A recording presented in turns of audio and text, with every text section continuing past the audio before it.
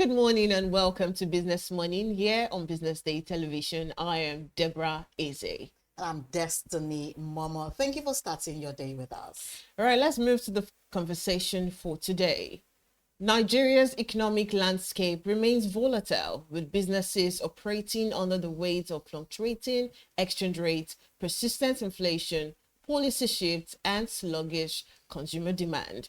In the face of all this, entrepreneurs and corporations alike are being forced to rethink everything from pricing strategies and supply chains to expansion plans and workforce decisions. So, what does the future hold? How can businesses not just survive, but position themselves for resilience and growth in this uncertain environment? Now, joining us to unpack the challenges and explore possible path forward is Samuel Oyekanmi, is the research and insight lead at Norrenberger Financial Group. Thank you so much for joining us this morning, Samuel. Good morning, Samuel. Thank you for joining us. Good morning. Thanks for having me. It's a pleasure.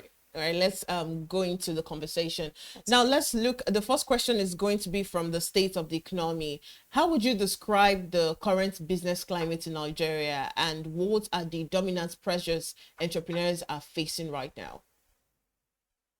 Yeah, I think when you look at the business landscape in Nigeria and the economy generally, I think it's no brainer that a number of business have been suffering quite a while. Either you look at it from the COVID-19 era, or then following the new administration's reforms and policies around exchange rate and subsidy removal. And a number of these things have really pretty much triggered some cost factors for businesses. One of them is high inflationary pressure, especially for businesses in the consumer goods sector, even generally in other industries who have to also deal with high energy costs, high transportation, high logistics costs. Even the cost of keeping inventory has surged significantly. Another huge part is also the high interest rate environment. MPR at 27.5% means that businesses have to now get cost of capital or cost of financing. They have to spend a huge amount of that. Many of them have to pay in excess of 22, 25 to 30% per annum on cost of borrowing. And those are very huge cost pressures for business. What you now see is some of those business who have the leverage to be able to pass on those costs to their customers will do that. While for those who are not, would now have to deal with thinner margins in terms of profitability. So it's really been turbulent in recent years, right? Characterized by those things I had mentioned. And are there light at the end of the tunnel? Well, maybe there is, but we'll keep looking at it. All right, now from your analysis, what sectors are weathering the volatility better than others? Okay, so from what I said, right, again, I said businesses who are able to pass on those costs to their consumers, either as a result of their services or goods being necessity, those businesses are able to weather that. And then when you look at that, try to compartmentalize it. Look at the likes of consumer goods business, who, of course, many of the things they sell are given goods where the average Nigerians just have to buy, of course, their necessities, food, agriculture, those people playing around the value chain in the agri system can as well also pass on those costs. We saw earlier in the year telecommunication companies were given the go-ahead to be able to increase their tariff. Of course, their service is quite a necessity in this digital world. So you'd see those kind of business also trying to weather that. Then look at the whole financial ecosystem generally, be it especially for those ones that are quite important. So the likes of banking system, which high interest rate, of course, favors them. When you look at it from a broader view, and then you look at things like fintech, who also are fintech companies who adopt technology with financial services, seen businesses around the asset management type things. You see investment portfolios doing well in recent years as a result of, again, these reforms that this new administration has bring to bear. So it's quite interesting for those businesses who are able to do well, given this current turbulent, interesting business environment. All right, so let's move the conversation away from the state of the economy and now to policies. So to what extent do you think government policies, and when I mean government policies, I'm talking about FX and liberalization and subsidy removal, to what extent are they helping or hurting businesses' growth in real terms? Interesting. So again, it's a mixed bag. You would have to look at it from two sides. I would speak now first as an analyst, someone who understands economy and then how these policies work. These are actually strong reforms, right? We could always question the fact that many of the policies were not well thought out in terms of the planning and implementation, but are they long-term, very strong structural reforms? Yes, I believe they are. And so for the economy long-term, it's good. Even for businesses long-term, as we've seen, investor sentiment has also improved in recent time. But on the flip side, it has really exerted short-term pressures on businesses and individuals. Inflation before the rebasing had found itself around the region of 33 to 34%.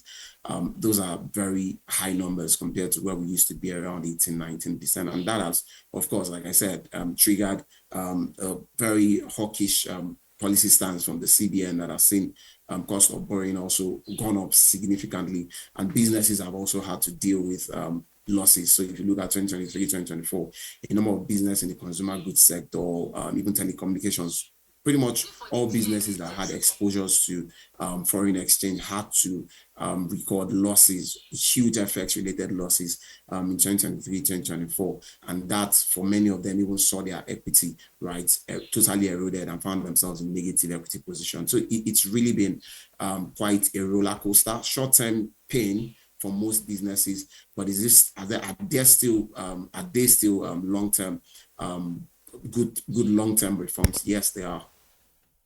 All right. So now, how are businesses actually adjusting to inflation and the unpredictable naira dollar exchange rate? Yeah. So again, businesses that of course offer services or products that are quite a necessity for Nigerian consumptions. We see them increase their costs, do a lot of regular adjusting in terms of their pricing, and that has helped them to stay afloat. We've seen some businesses restructure their books to stay away from FX denominated liabilities. We saw that happen. For example, last year, MTN had to do like a deal or restructuring with IHC. So for some of their FX related liabilities that, of course, led them to print losses at that period. And we've also seen a number of business also told this part. So the pricing has been a strategy. Some business have also tried to, diversify their revenue stream beyond even product diversification in terms of looking for market segmentation and of course marketing strategy, but also try to also look at other markets across the Nigerian borders that can also help them to earn FX, of course, to hedge against FX volatility. But if for anything, what we have seen so far this year is that the exchange rate has pretty much remained stable. It has been around the region of 1,005 to 1,006. And if there's anything to take away from that is that we might see it around that region. And what it does again is that it helps business be able to plan for, again, their budgeting, their spending, and then also make them to project their revenue as far as the FX is stable. And we could say that we except for any more shocks, the exchange rate might just remain stable around those current regions, and that could help businesses going forward. Yeah, okay. So don't you think companies are now more focused on survival than growth? Or are they still viable opportunities? So it depends on how you look at it, right? And I think the era of survival is over. The era of business survival was last year. A number of businesses were trying to stay afloat, and we saw that even from the perspective of business confidence index, for example. Look at it from the PMIs. We're in the region of 48, 49, which of course suggests contraction in terms of PMI numbers. But what we've seen so far this year is that we have now moved to expansionary territories around 51, 52 index points so far this year. And then again, last year, of course, FX volatility, businesses were going through huge rough times. But this year, there's been some level of calm. So there's pretty much some form of recalibration. And what I see going forward into the second half of the year, into 2026, is that businesses who have now been able to weather the storm from last year are now going to project growth. So we've seen a couple of news, even foreign companies who are willing to now increase their stake in the Nigerian business. In Nigerian businesses, we've seen directors of top listed companies in Nigeria also buying additional stake in their Nigerian businesses. And pretty much what it just speaks to tells you that businesses are now looking away from the period of the shocks that we had last year and have restructured, recalibrated, and pretty much recharting a course for expansionary growth. And I expect that to happen. Take a case in point, the banking sector recapitalization exercise, and it's pretty much happening generally across the financial services space, where businesses are now trying to recapitalize. And what that tells you, again, away from the regulatory side of things, which is a necessity for them to recapitalize, right? The businesses will now have to pump a lot more money, expand, do businesses, probably go open up businesses across the African continent and in other regions. And I think we are getting there. We are moving from the shocks, and then we are moving towards a calmer environment. All right, then. Now, how has investor confidence been affected in 2025, both local and foreign? Okay, so domestically, I pretty much probably answered that just now. We're really in turbulent times coming into this new year. But what we've seen this year is that things are a little bit calmer. Of course, there are still one or two things here and there. There's still security challenges. There's still high cost of borrowing challenges. And there's, of course, we will just say fingers crossed those issues can be dealt with. Policy direction, of course, you can always anticipate if there's going to be rate cuts and if cost of borrowing is going to, of course, reduce in the near term. Of course, security, we probably can't say so much around that. When you look at it from the foreign side, and I'll take us back a bit, 3-4 years ago, we had a lot of exits from multinationals in the Nigerian economy, and that was on the back of the fact that the exchange rate environment was largely unstable. It was not a true reflection of what the exchange rate is supposed to be. We had a huge arbitrage, a huge differential between the official exchange rate and parallel market rate, and that didn't really give competitiveness, or wasn't really incentivized enough for foreign players to come in. But what we've seen so far this year, and we look at it from data that we can access, which is foreign portfolio investors, is that a lot of inflows had come in. And of course, because it is now easy to repatriate your funding, we're also seeing a lot of fundings going out. So it eases the level of FX inflows and FX outflows that you have in the economy. And that's what you want, some level of liquidity in terms of FX movement. And what that does is that it helps you stabilize your economy. So yeah, locally, investor sentiment has been good by different indices. So you're looking at business confidence index from different agencies. Look at PMI reports from the CBN. All suggest that the local business environment has improved compared to where we were coming from. And then from the foreign side, look at FPI's inflows in recent time. Yesterday, the NBS released capital importation figure for Q1. And FPIs actually rose to its highest level in, I say, Q1 2019. And what that tells you is that we are beginning to see foreign inflows hit the levels that they were before the COVID-19 pandemic. And then when you look at numbers like loans, usually you used to have a significant chunk of capital inflows being in form of loans. That fell to about $300+ million.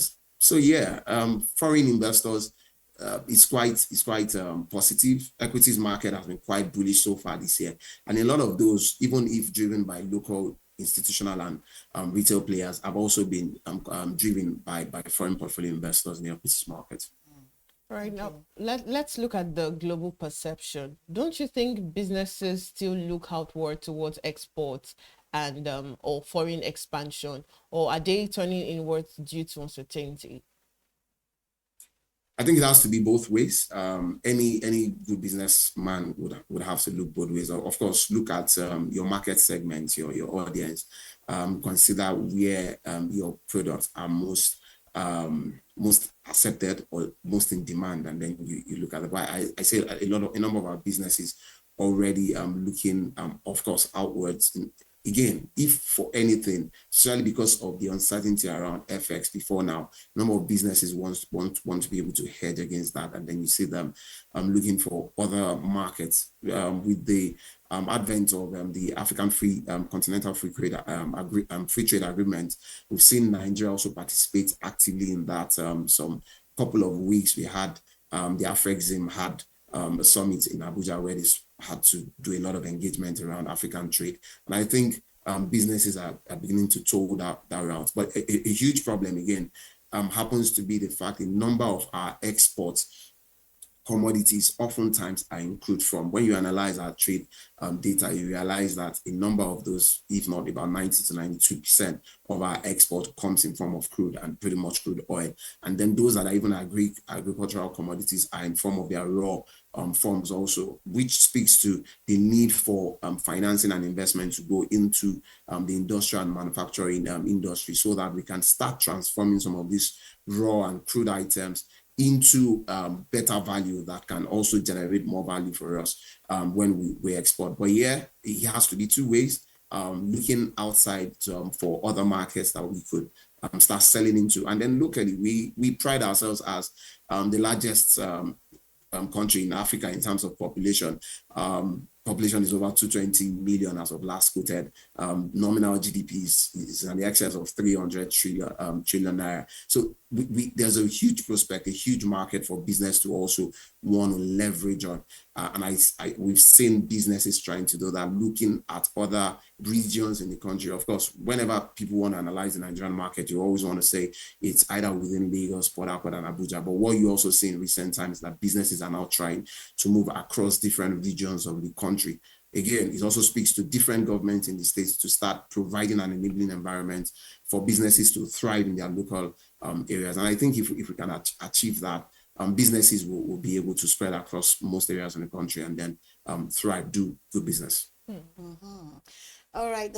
What unique challenges are actually small and medium-sized businesses facing right now compared to large corporations?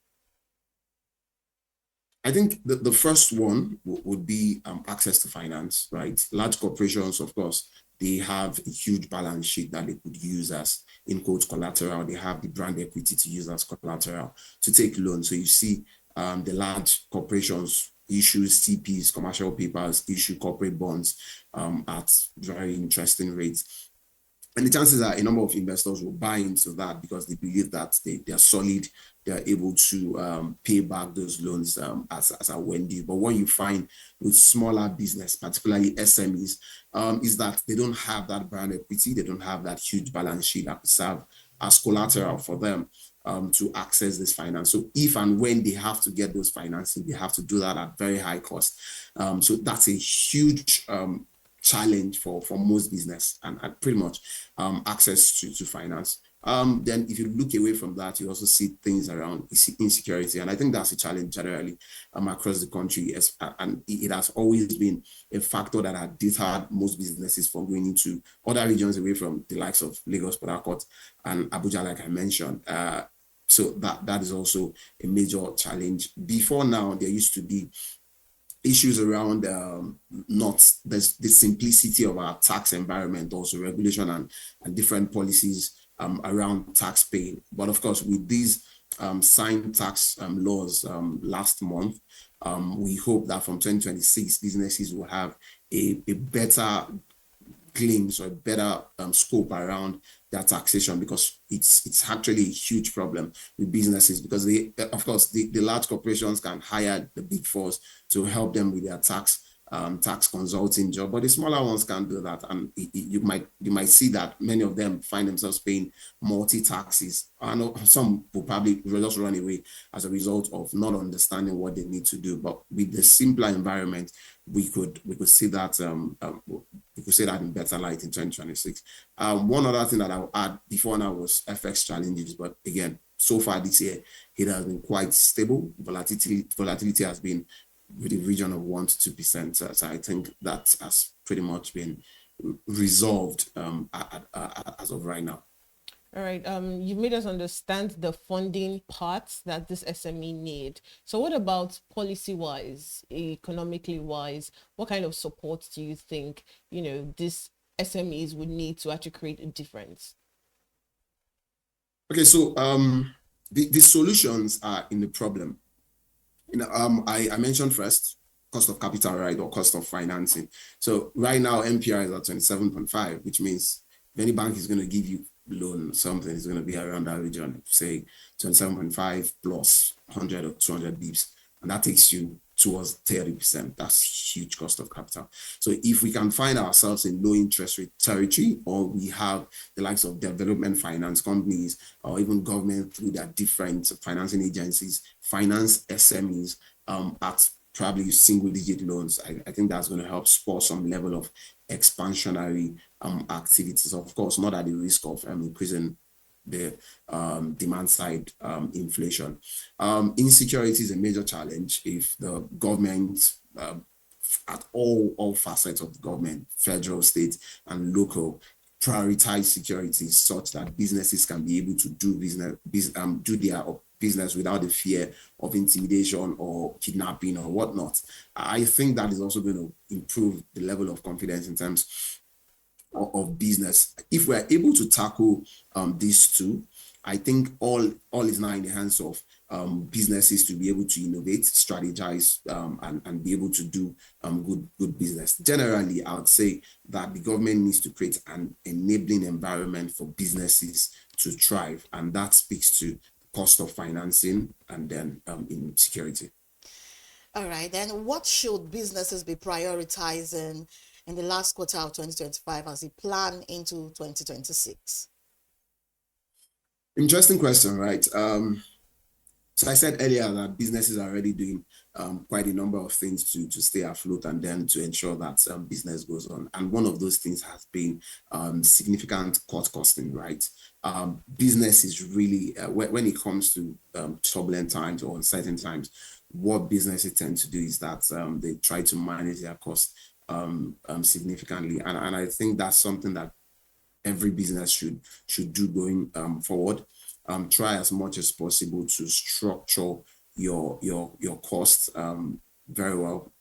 Adopt some very sophisticated or whatever strategy, in some budgeting strategy that would help you to manage whatever uncertainty. And that could also be a function of scenario playing, right? Of course, when it comes to business analysis, or budgeting, you also want to have different scenarios and different strategies across those scenarios. So a scenario that exchange rate rises to as high as 2,000 naira to a dollar, what would be your strategy? If it also strengthens and finds itself around the region of 1,002 or 1,000 to a dollar, what would also be your strategy? That helps you to be able to pick the best optimal strategies amongst your different scenario, of course, under decision making. So that's one. Businesses also need to innovate around customer retention strategies. You need to identify your customers and what they need or what they want so that you are able to create products and services that meet them. Of course, what you find most businesses do is that they do a lot of investment in research and development. And what that does is that it helps you constantly know what is happening in the market and constantly innovate to be able to meet these needs. I think that is also important for businesses.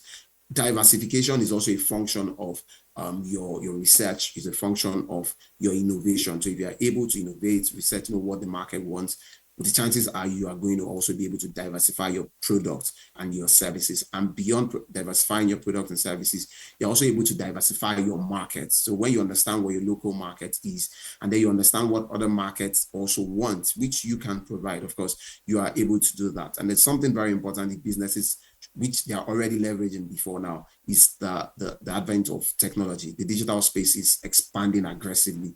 Nigerians, post-COVID, have understand that they don't want hassle to be able to get whatever product or services that they demand. They want it at comfort. They want to be able to access that financial service from the comfort of their phone. They want to be able to order whatever they want from their house, and then it's being delivered. And that's what you see a number of businesses do. So you look at other clients in the UK and US, consumer goods companies, even those who sell clothes, who sell luxury wares, shoes and bags, they now have their omni stores. They also have online stores that helps people to be able to order from the comfort of their house and then being delivered. I think that's something that businesses in the Nigerian space, in the grand scheme, really need to start looking at how to also tap into technology as a means to drive business and revenue growth. And I think if you're able to do that, of course, revenue stream is going to increase.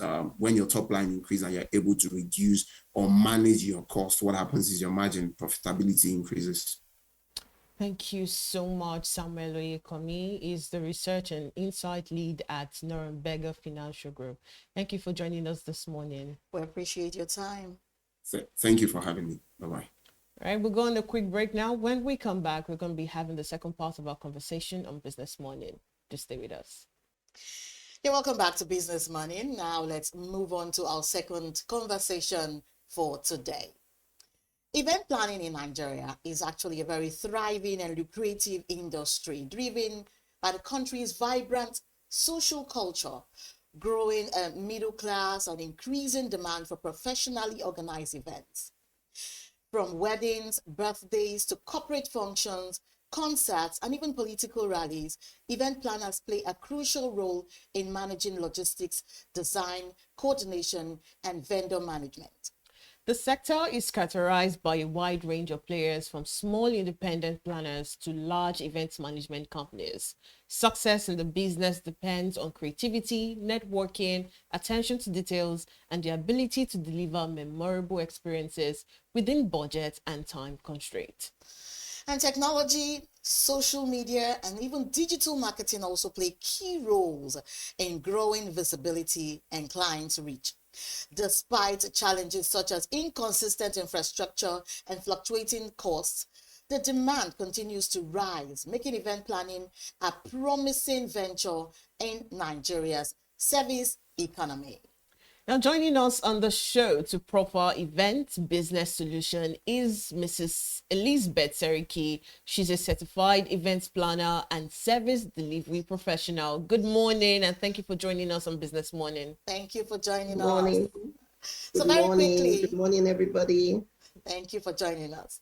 Very quickly, what inspires event planning business? Good morning. BDTV, I want to first of all say thank you so much for this opportunity to be with you this morning. We really appreciate you. Yes. The question is, what inspires event planner to be in this business? It's actually to help people coordinate and see to it that everything they want as a social gathering comes out well. Make it memorable, make it an everlasting, events that they put in their memory. That's it. All right. So, how do you think event business can be structured, and how has it evolved over time? Do you think it's stagnant? Do you think it's growing? How has the involvement been over time? Should be said, before we talk about structure, we need to agree that event planning has evolved significantly in our lifetime now. Where we used to have our cultural, religious festivals being, managed by our families, managed by religious leaders, elder statesmen, and all of that. But in our today's trend and globally, we find that we have highly skilled, multi-billion-dollar industries where professionals like us are being engaged. And so when you talk of structure, we want to say it could be socially, it could be in the public. When you talk about socially, our birthdays, our anniversaries, our reunions, housewarming, and all of that. In the public space, we'll talk about festive events. We can also talk about concerts, which we all imbibe in. The corporate world is another different ballgame, where we have our AGMs, the conferences, trade shows, product launch, and too numerous, like we know it. And today we actually engage virtually and hybrid, and that is the trend that we've started using now. So it has somewhat in a very large extent. Yes. All right. So what are the major sources of revenue in the event business? Clients, first of all, clients. We get our revenue from the clients itself. Any events that has to come up, the client has to ensure that we work with their budget, and see to it that whatever the kind of event is, we're ready to pull it through. We also look at NGOs, yes, and then sponsorship. Yeah. Okay, Those so are some revenues that we can, that arises for events management. okay, so who are your target markets, and how do you attract and retain clients? Our target market is everybody and anybody. Individuals, corporate organization, religious bodies, anybody that has a social gathering and needs us to actually, put together, people, place, things that needs to be done for an event. So anybody can be our target market. It actually depends on what the event is. So how do you retain them? First of all, for someone like me, I believe in relationship and love, and then networking. Yes, I network a lot. I go to a lot of conferences and all of that. We see to it that we follow up on clients that enjoy our services. Whatever it is that we've done and they give us our feedback, we follow up with them and create a relationship. That way we are always in their, in their memory to call us back. And then I enjoy referrals most of the times with this job. Yes. So now, how do you identify and also respond to the changing needs of clients? Sorry, come again. I said, how do you identify and also respond to the changing needs of clients, the changing needs of clients? How do you respond to it? Should be said, most times you have situations where you need to have people fix you in with, their issues. And when you get into that situation, you face it up front. I don't know whether you want me to talk about when it comes to the budget. Yes, you want me to talk about the budget, yes, or please. talk about the weather as it were, or the economy? When the economy is not looking good, we need to ensure that we work with clients with an understanding that the way they give us what they want us to give to them, we're ready to produce maximally with the economical times. And then when we talk about weather, it emphasizes us to always get ourselves ready to whatever meets with us. I didn't really get that question right. Let me not lie. I didn't put it up there in my head, but with the times, we're talking about the economy, we're talking about the weather, we're talking about a lot of things when clients begin to change their minds with the way they want their events to look like. Okay, now, so just take us through your typical process for planning and executing a successful event.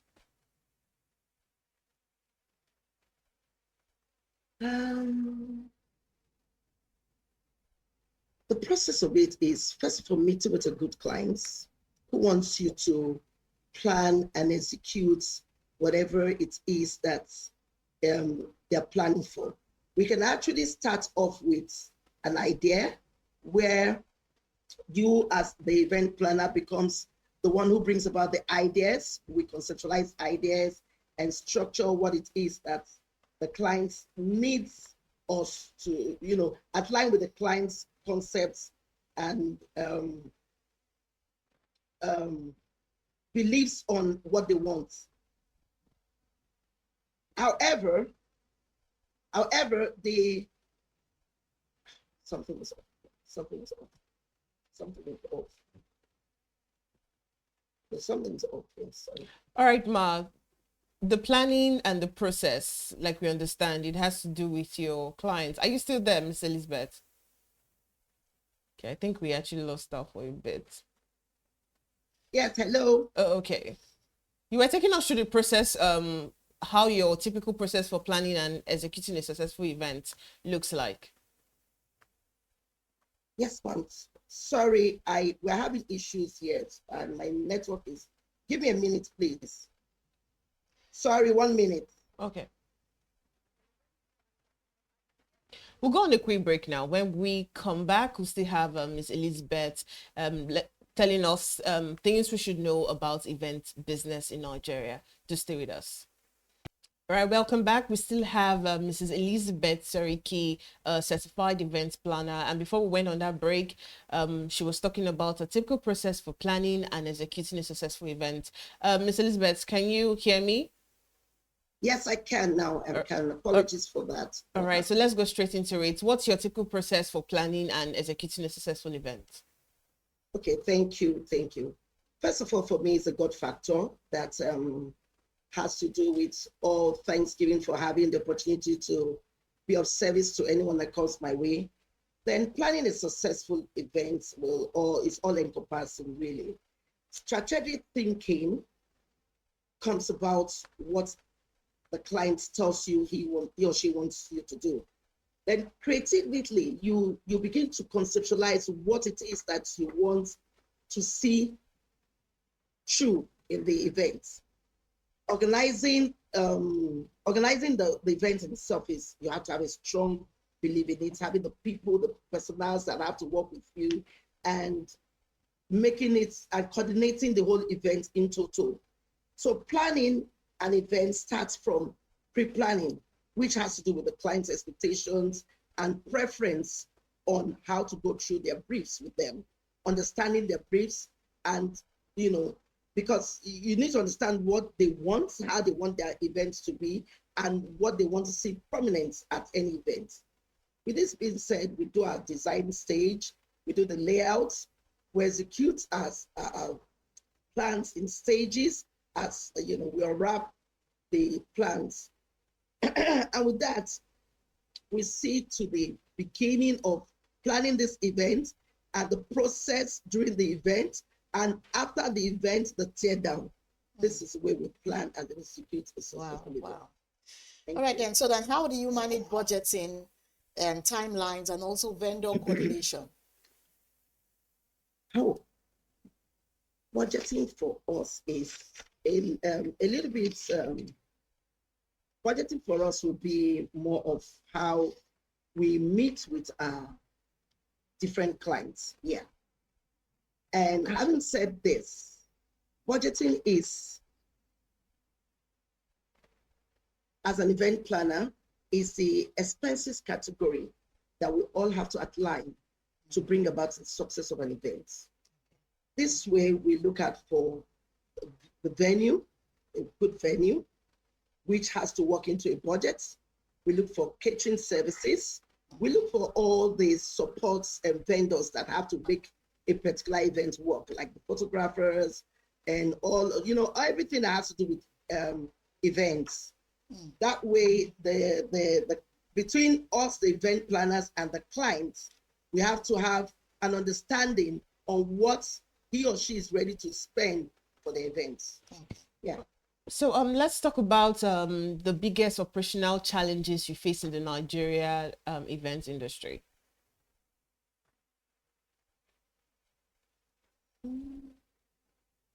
First off, that would be, first off, that should be still on the budget too. The budget can make us not able to plan extensively on some kind of events where a client doesn't have that capacity to give you what you really need to bring their expectation to the way we have pictured it creatively in our minds. Also, a last minute change in the client's decision can also affect us when we're operating on events that brings about challenges to the event planner. You know, a client can just tell you last minute they don't want certain things to happen, or they want certain things to appear. And at that, you have made your plans, you have structured what you want, and that has to be a give for the client's satisfaction. So all this draws about some of the challenges that we do. Okay. More so, we have cases where you have issues like the weather. Now we are facing a rainy season, and if the client doesn't listen to us on time, telling them that we need to get indoor facilities for their event, that brings about challenges for an event plan. A whole lot. Power supply. You might I've had experiences where we go to event domains, event hall, and before you know what's happening, they're letting you know that we can't use power, you know, the way we want, especially when vendors bring in their gadgets, you know, surmountable gadgets that need power to give support to the event. All these challenges, as we see them, it brings about operational challenges during events. Oh, wow. So lastly, what roles does social media play in building your brand and also reaching out to clients? A lot, actually. A lot. It does a lot. One of is it brings you out there. Like what I'm doing here with you people, it's a social media platform, privileged to be with you people today, and it enhances our businesses, okay, and showcases what we do in every aspect of our work as we run through it all. Much for your time. And we're on to Elizabeth Seriki. She is an event management expert. Let me put it that way. Thank you so much for your time this morning on Business Morning. Thank you for joining us, ma. We really do appreciate you. And that's the much we can take on Business Morning today. Up next is Big Story. My name is Deborah Eze. And I'm Destiny Momoh. Keep watching Business Day television. Good morning.